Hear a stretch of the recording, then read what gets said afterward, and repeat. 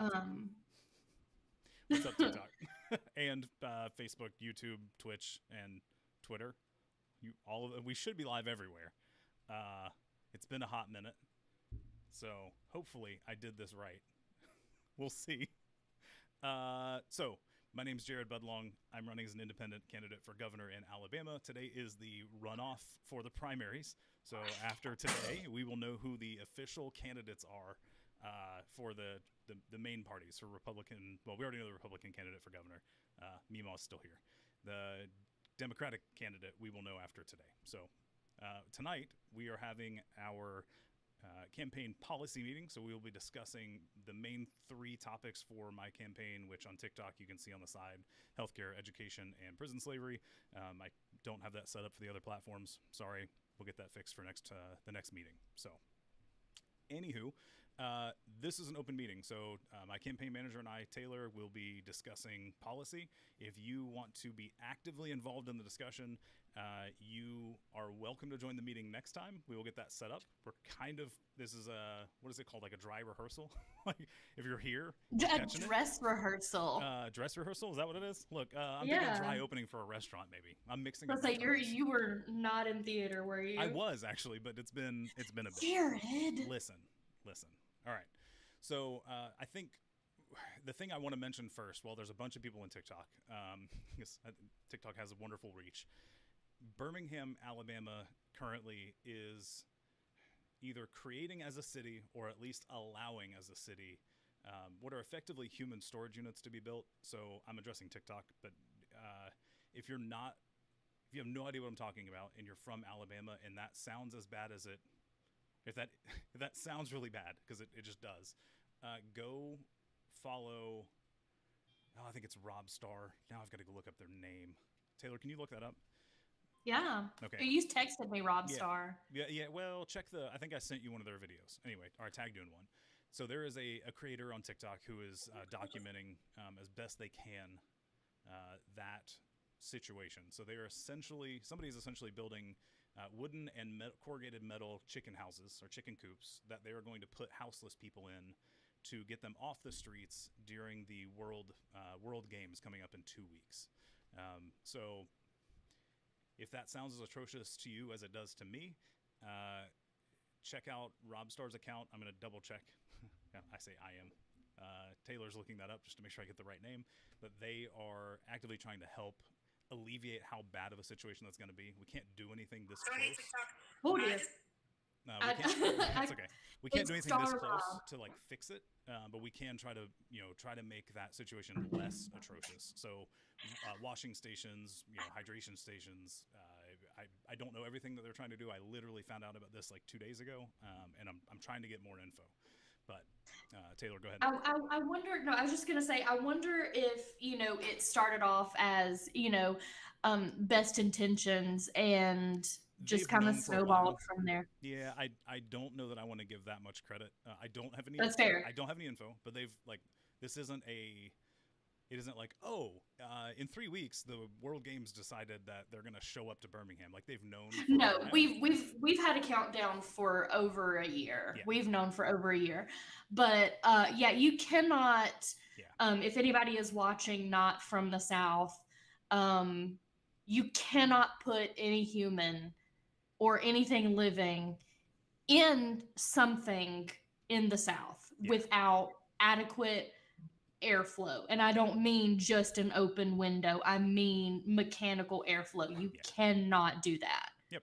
Not unless it's a wide open space, like I don't know, maybe under a bridge where you have lots of airflow where you naturally could just cool off. But that's a thought on my Actually, end. So so did you find that creator's name?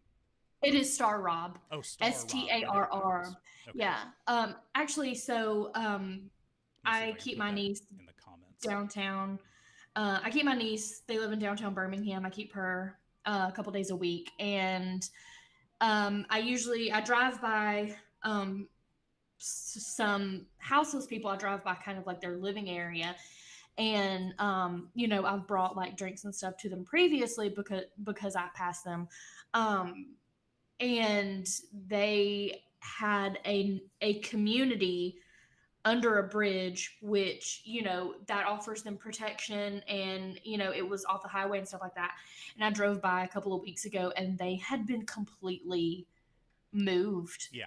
And, you know, when I've never been houseless, so I can only go with my assumptions. So, but I feel like when you gather things like a tent and cardboard boxes and things that you manage to get, and you manage to make yourself a shelter under a bridge, and then police officers come in and just completely move you for the sake of, what does this look like? Like, I don't give a shit what it looks like. This person is just, you know, trying for basic shelter. Yeah. You can't pick that up and move it.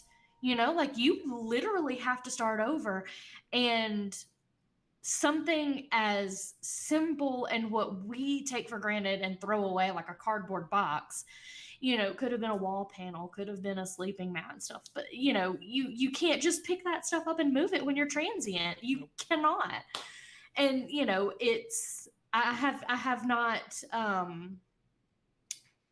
figured out where they are now. Yeah.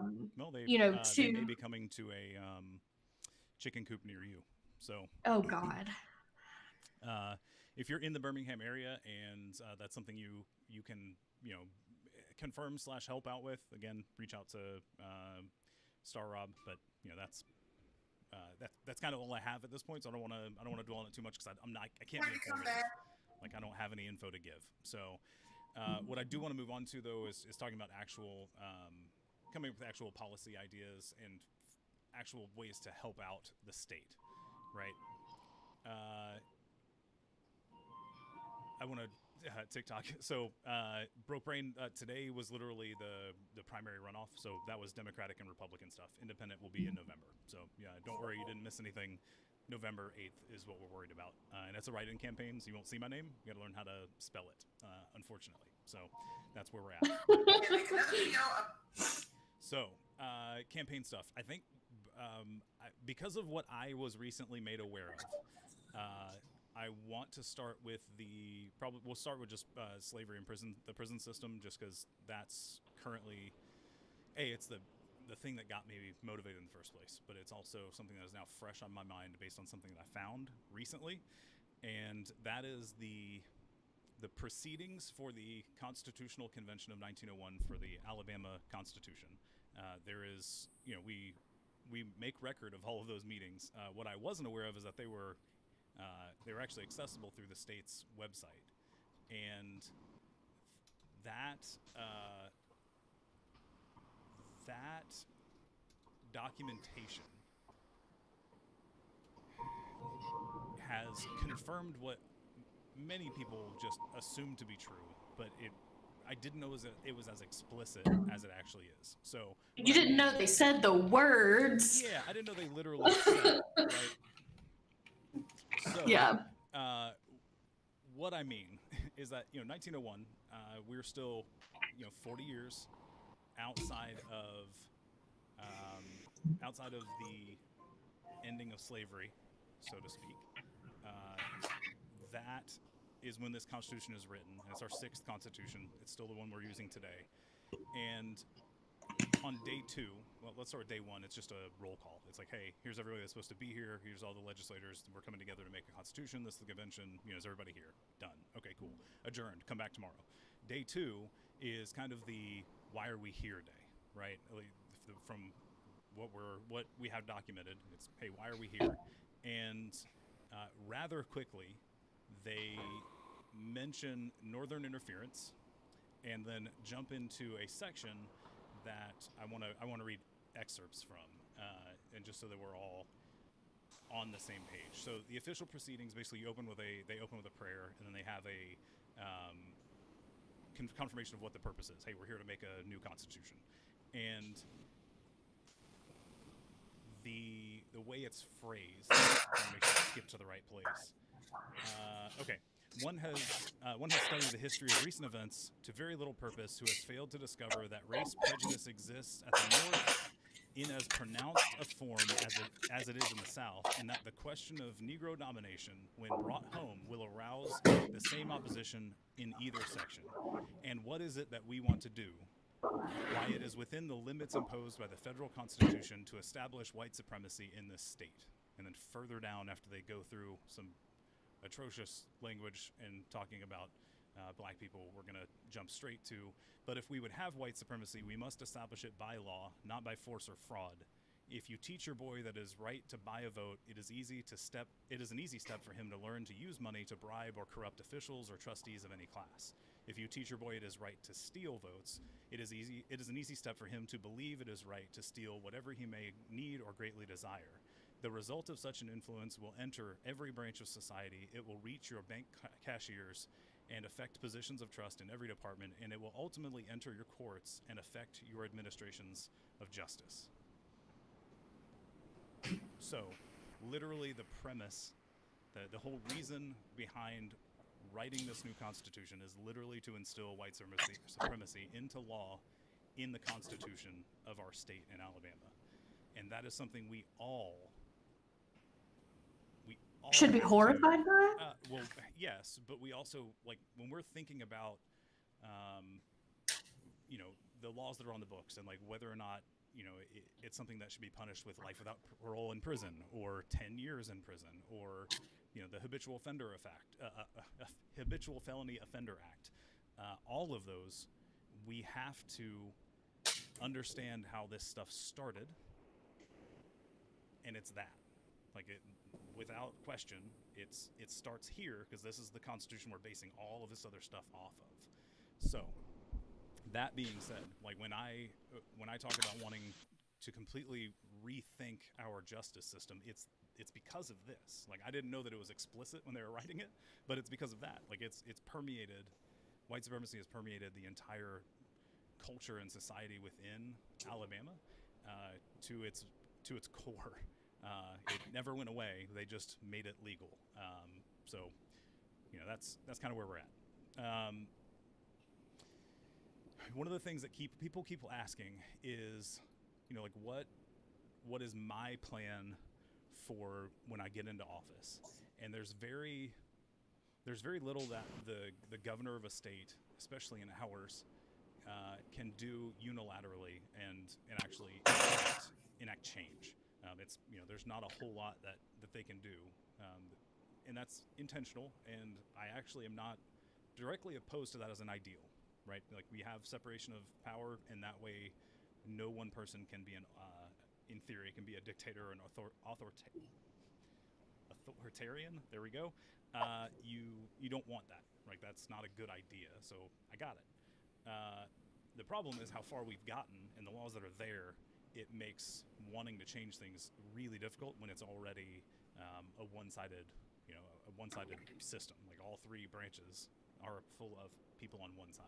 So, all of that to circle back around to what would I do? And I think I've settled on not an immediate blanket commutation of sentences like that. That could be problematic because I don't know everything involved with every case. But the idea is to find all of the currently incarcerated people that were convicted of crimes that were victimless and find ways of getting them out of prison.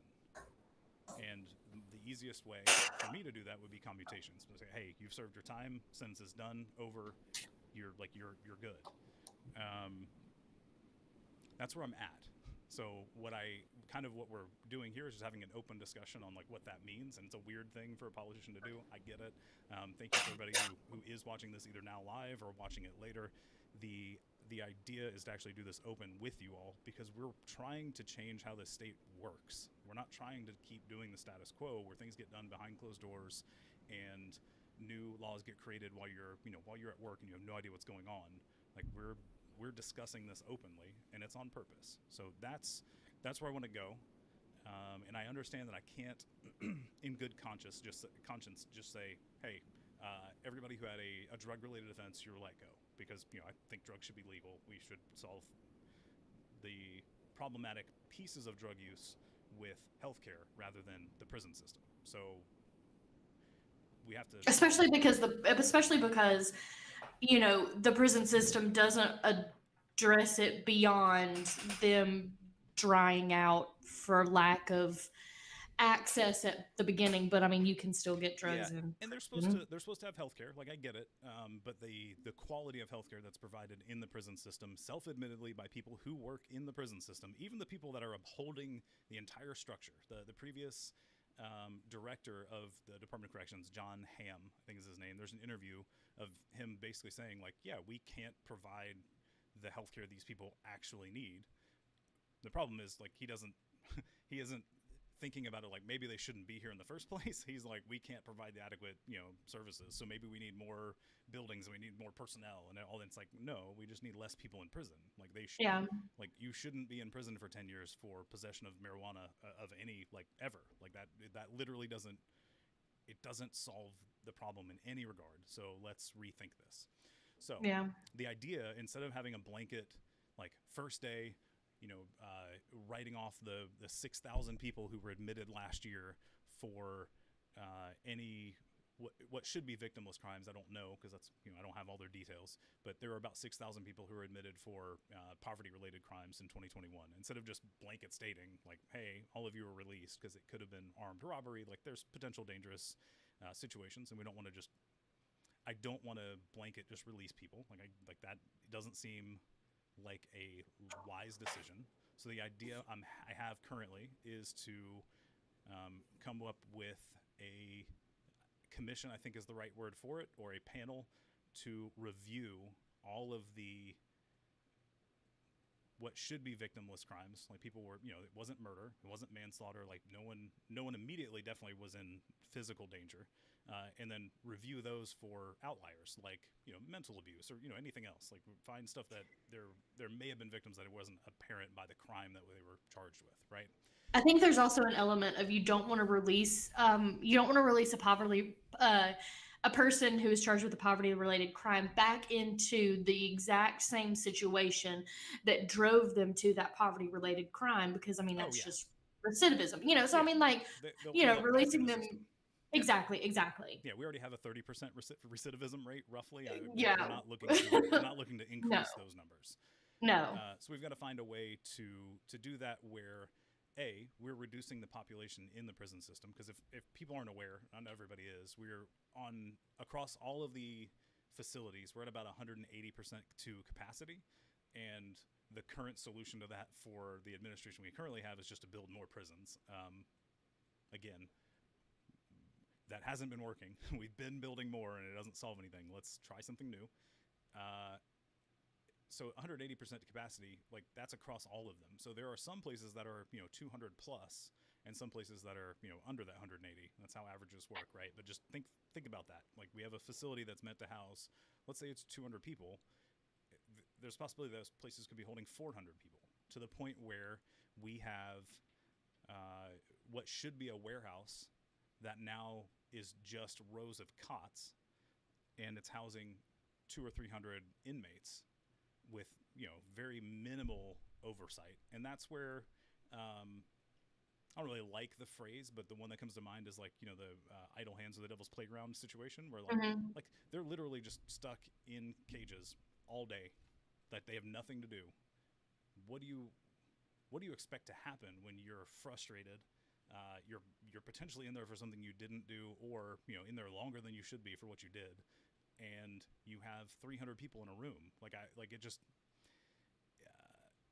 The solution isn't more prisons. So we've got to try and get some people out that shouldn't be there in the first place, or shouldn't be there now when it is. So, for instance, there are people that are a part of the Habitual Felony Offender Act, which basically, if you commit a Class A felony, I think I'm using the right terminology, I'm going off memory, a Class A felony, and you have 3 other felonies on your record, you immediately get life without parole. Like there's no choice. It's just an automatic done. And people think, like for myself included, when I hear felony, I'm like, oh, like that's like murder. Like that's all like horrible things. But it could also include There are some drug charges that could be.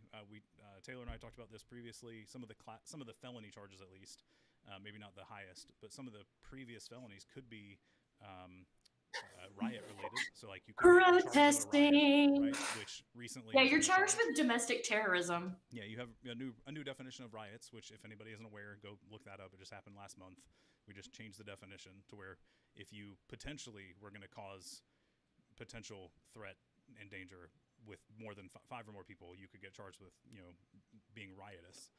And burglary is also one of the ones that can get you first degree burglary. Could get you that Class A felony. So like you literally could be in poverty conditions, protesting for better wages, whatever it is, get charged with a riot, and then several times, or other lower burglary charges, and then let's say in desperation, you go and break into a place with intent to commit a crime and harm someone. It doesn't have to be kill; it could be harm. So maybe whatever. It doesn't matter. That is enough to get that final charge to get you life without parole. And the problem was, the root problem at least, is generally considered to be poverty, not like, it's not something they would choose to do of their own volition. Generally, that's the position they were born into, or the situations they were born into greatly influence that. So what we're trying to do is rethink justice as a whole. So that's kind of where I'm going for the first thing I want to do getting into office would be reducing the number of people in prison without endangering the general populace. Like, we're trying to get people out who shouldn't be in there in the first place. So if you have any input on that, or you want to help come up with stipulations, or if you have thoughts on that maybe we haven't thought about and haven't talked about here, that is a concern, please, A, there's a feedback form on the website, but B, like, we are trying to bring in as many people into the campaign as possible, because I don't want this to be the Jared campaign. I mean, it is. My face is there. My name's what's going to be written in. But this is about changing the state of Alabama. It is not about how Jared wants to change the state necessarily. I'm heading a direction, but I want to make sure I am not ignoring and speaking over other parts of our population that I haven't been a part of. So that's the Black community, the Indigenous community, Hispanic community that's here, any other persons of color, like those groups, different socioeconomic levels. Like, I'm rather well off. I'm not in the lowest bracket of income. I'm not rich by any means. Somebody pointed that out in one of my videos. They're like, "You've got popcorn ceilings. There's no way you're going to be governor." And I'm like, "That's not a requirement." Like, okay, sorry that you don't like the fact that I still have popcorn ceilings in my house. Like, I got rid of my popcorn ceilings. I can come help you. I mean, I'm okay right now. It helps cut back on the loudness. I've got 3 kids, so like it serves an acoustic purpose. I have no problem with leaving them there. Like, it's weird that people, like, it's a functional piece. Like, I don't, whatever. That's getting slightly off topic. But my point is, if you just have a one-off idea and you don't want to commit any specific amount of time, there's a feedback form on the website. But if you want to get involved and volunteer with a campaign, you literally, if it's an hour a week, we would take it. If you would like to volunteer 16 hours a week, then sure, that would be great if you have that capacity. Scott, on TikTok, yes. So we are streaming to multiple platforms. TikTok doesn't let me share that screen here, so I'm just live on TikTok. Twitter, Facebook, YouTube, and Twitch are all getting this stream as well. And I'm talking to Professor Gemini there in TikTok. Yeah, we're chatting through Google Meet.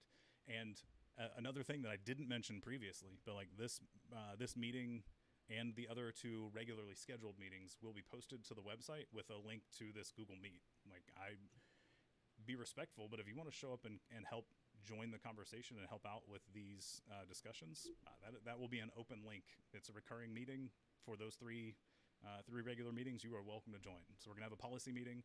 Right now it's scheduled on Tuesday afternoons. I think or Tuesday evenings. I think that's going to work. And then Saturday, the other 2, we're going to have a campaign strategy meeting, and then we're going to have a field operations meeting where we actually where we talk about getting boots on the ground, so to speak, and getting in front of more people. So, yes, and you're welcome to join that meeting as well. So, I think this was a good start and refresher for our first dabbling back into our live stream meetings, because things got sidetracked for a bit. And if anybody's questions, actually Scott just put one in, so we can jump into a little bit of Q&A. I don't want to spend a whole lot of time because I planned to stream until about 8, but we also got started late. So I haven't. There's another one that I read from the bit earlier on TikTok a little further up. Yeah, it's from what's his name, Claxton Ray. He said read Thomas Jefferson's writings on what he thought of African slaves. Well, I mean, I'm not familiar with it, so I just wanted to. Without getting graphic, one of his slaves was also his daughter.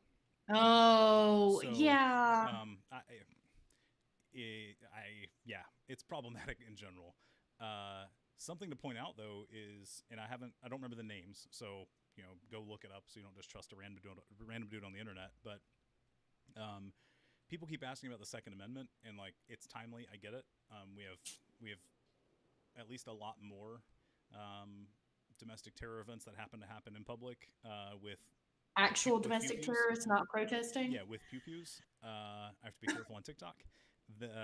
Those, people are bringing that up, and something that was brought to light for me recently, similar to the Constitutional Convention, is supposedly, because I haven't read this, so I want to do the research before I say for sure. What I heard is the reason that it's worded the way it is and why it exists in the first place is actually the fear of slave revolts.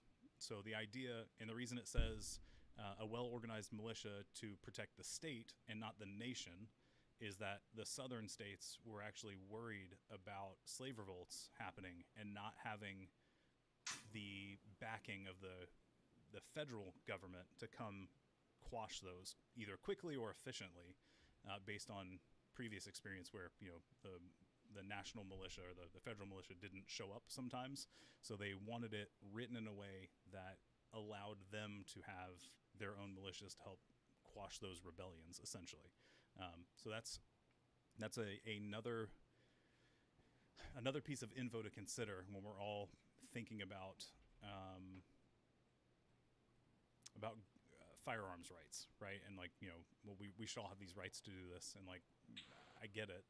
My bigger concern is what our freedom to have firearms, how that is affecting our freedom to or from other things. So, and the example I give, because I'm a parent, is the freedom for everyone to have firearms of every caliber, essentially, is actually taking away from my freedom as a parent to send my kids to school free of the fear of them not coming home.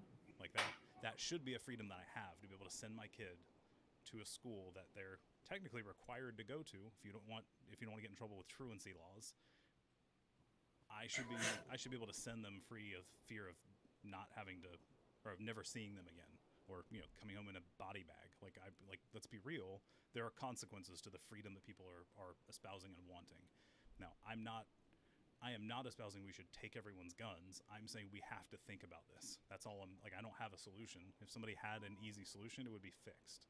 But we can't not do anything, is I guess where I'm getting at. Scott asked, what are your thoughts on publicly funded elections to get money out of politics? Yeah, some kind of like a credit system. I've heard of that idea where effectively everybody gets it's really not a good analogy, but everybody gets monopoly dollars, right? Everybody gets so many dollars to put towards the candidate that they want, and that way it's not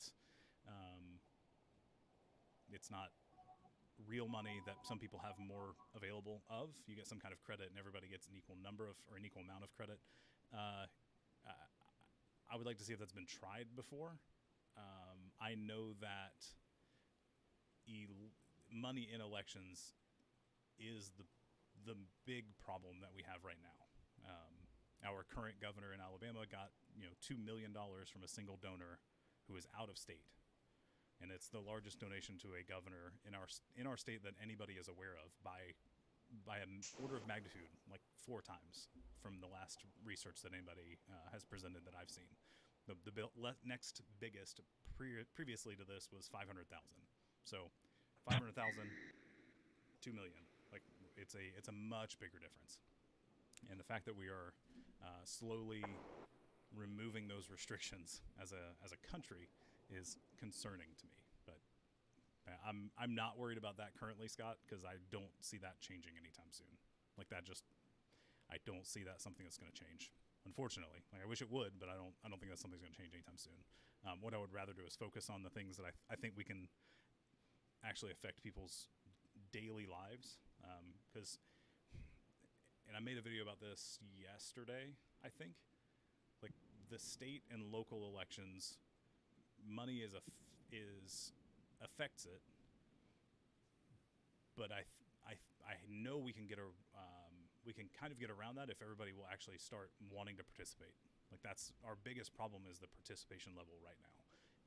And I think part of that's influenced by money. Like they see the ads of the atrocious candidates that are out there who have the money, and they think there's no point in voting when they don't know that somebody like myself exists who's like, yeah, no, I just want people to have access to healthcare and better education, and we've got to stop slavery. Like maybe let's do that and then try some other things.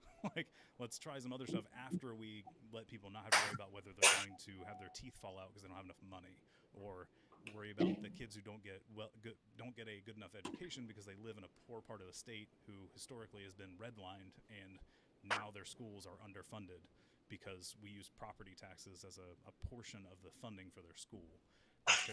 Let's talk about how mad that makes me. Yeah, like there's all kinds of stuff that we can address that will immediately start impacting people. Money in politics, I don't think we can solve at a governor level. I don't think that's going to happen. Like this kind of is a good segue into.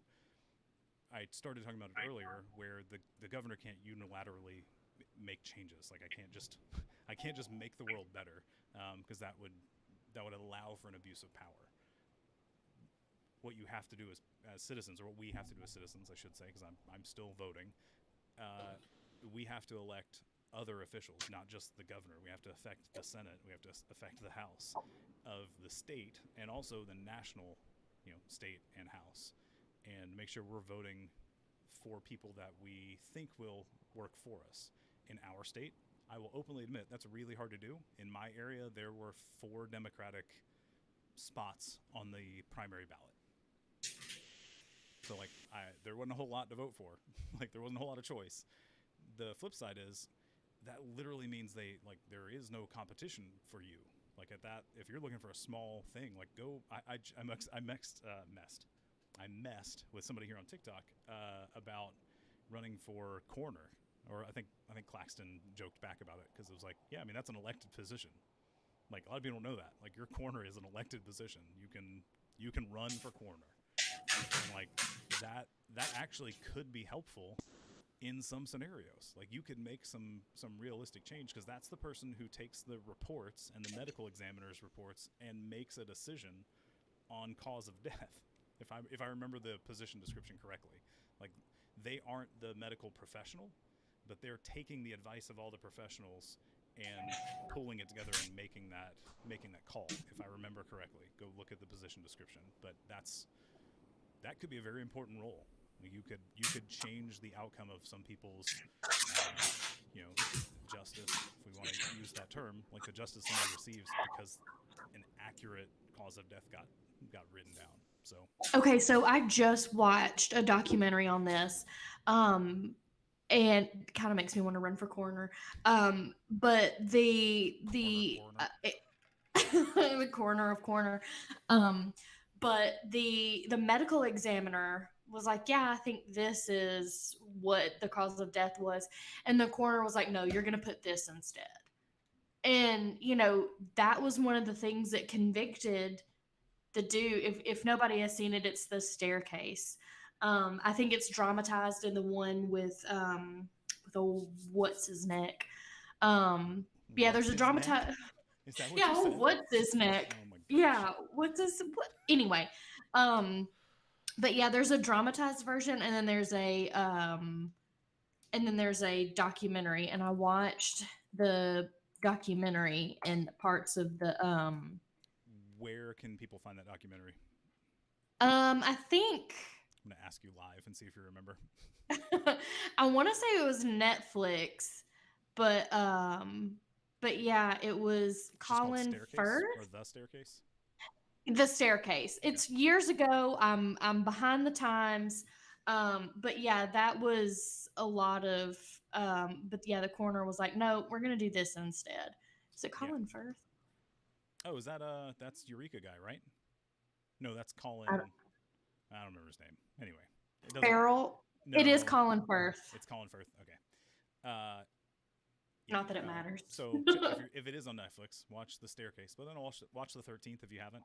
That one is if you're not already aware of the atrocities regarding the 13th Amendment, like go watch that documentary, and then for the thing you should do is go double check what they're saying. And I didn't find anything that stuck out that I looked up that wasn't true. I'll say that.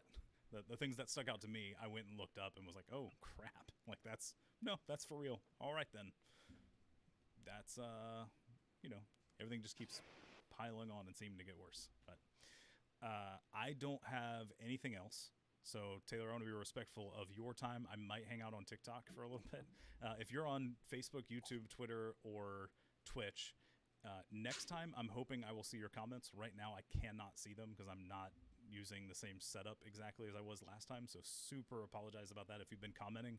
I was not ignoring you intentionally. I literally can't see your comments. So I will try to go back to those platforms and review those comments that have come through, if any, and reply back to those. So I think I'm going to end the other platforms, the ones that are streaming simultaneously.